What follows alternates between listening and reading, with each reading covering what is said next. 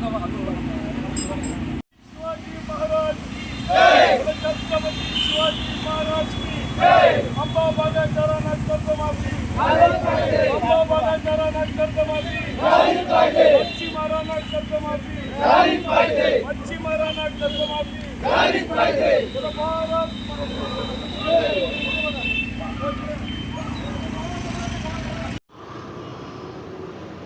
कोकण आज उद्ध्वस्त झालंय, गावं रिकामी झाली, शाळा बंद झाल्या, गावाच्या घरांना टाळी, सगळे चाकरमानी झाले आणि जमिनी विकण्याचा मुख्य धंदा कोकणामध्ये सुरू झाला।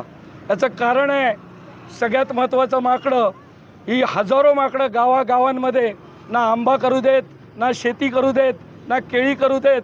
आंबा बागायतीला लाख गुरक्या आणतात, त्याचं कारण माकडं आहेत।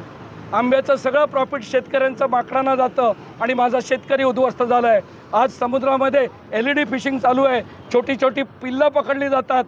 बेशिस्तपणे काम केल्यामुळे आज हजारो वर्ष मच्छीमार जो मासे पकडतोय त्याला मासे मिळत नाहीत, मच्छीमार उद्ध्वस्त झाला आहे। त्या ठिकाणी 40% राज्याचं उत्पन्न कोकण देतं, पण कोकणाला गेल्या 77 वर्षात मदत केली नाही।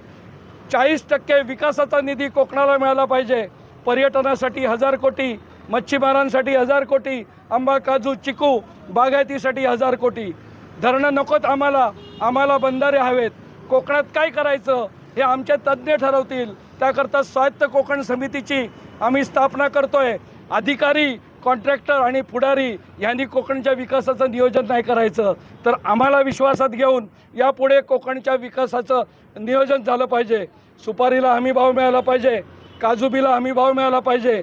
आंबा बागायतदारांची 500 कोटीची कर्जमाफी आहे, 30 हजार कोटीची कर्जमाफी झाली, पण माझ्या आंबा बागायतदाराला एकदा पण कर्जमाफी दिली नाही। त्या ठिकाणी मच्छीमारांना एकदा कर्जमाफी पाहिजे।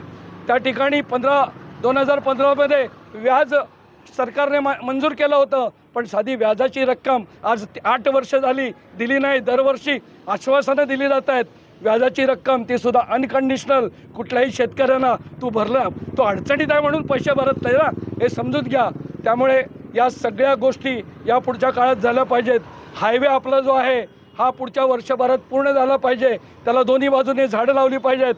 जगातला सगळ्यात सुंदर बॉटॅनिकल पार्क, बायोडायव्हर्सिटी हायवे हा झाला पाहिजे, आणि हा हायवे जोपर्यंत होत नाही तोपर्यंत ग्रीनफील्ड हायवे सुरू करून दिला जाणार नाही। यासाठी स्वायत्त कोकण समिती आणि समृद्ध कोकण संघटना छत्रपती शिवरायांच्या नेतृत्वाखाली संघर्ष करील। आज 1000 लोक गोळा झालेत, पण सरकारला आम्ही सांगू शकतो की 1 लाख लोक गोळा होतील आणि मग 10 लाख लोक गोळा होतील।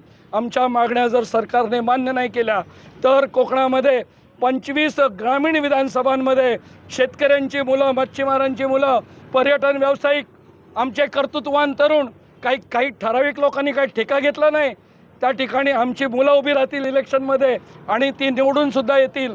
आम्ही जर इलेक्शनमध्ये निवडून उभं राहायचं नसेल तर सरकारने आमच्या मागण्या मान्य कराव्यात, आणि जर त्या मान्य झाल्या नाहीत तर संपूर्ण कोकणात आणि मुंबईतसुद्धा, हो मुंबईसुद्धा आमची आहे, त्यामुळे मुंबईत भांडूपसारख्या ज्या कोकणी सीट आहे तिथे आमच्या स्वायत्त कोकण समितीचे सदस्य उभे राहतील। आणि आज 10 लोकांनी आपापल्या पक्षाचे राजीनामे दिले आहेत। उद्या हजारो लोक कोकणातले जे कोकणाच्या मातीवर प्रेम करत आहेत ते आपापल्या पक्षाचे राजीनामे देऊन स्वायत्त कोकण समितीचं आणि स्वराज्यभूमी अभियानाचं काम करतील।